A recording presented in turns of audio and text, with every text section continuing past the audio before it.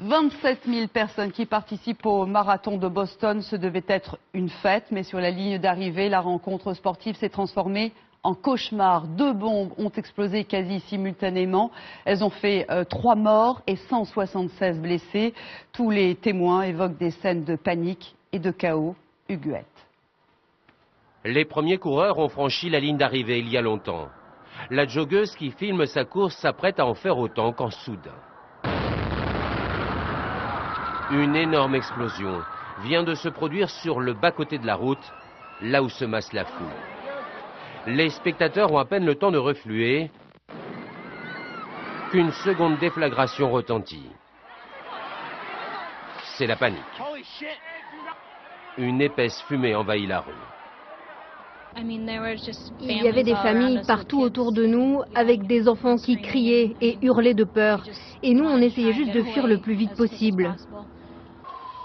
Sous les barrières, dans un chaos indescriptible, des dizaines de blessés enchevêtrés. Les premiers secouristes s'activent à même le sol. Les victimes sont évacuées avec les moyens du bord. Encore sous le coup de l'émotion, ce sauveteur improvisé témoigne. J'ai aidé un joggeur qui perdait beaucoup de sang. Je lui ai noué un vêtement autour de la jambe pour stopper l'hémorragie. Son t-shirt brûlait encore. Hébétés, craignant de nouvelles explosions, les spectateurs ne savent plus dans quel sens fuir.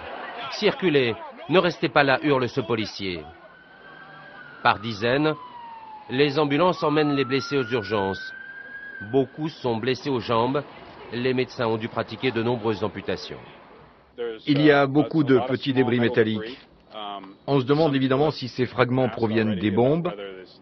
Je ne suis pas encore en mesure de vous dire si ces bouts de métal ont été placés intentionnellement ou si ce sont des parties métalliques qui ont été arrachées par l'explosion. Le quartier a été bouclé pour permettre aux enquêteurs de recueillir des indices. Hier, en l'espace de quelques secondes, l'Amérique a renoué avec son pire cauchemar, un attentat sur son sol, comme ce funeste jour du 11 septembre 2001.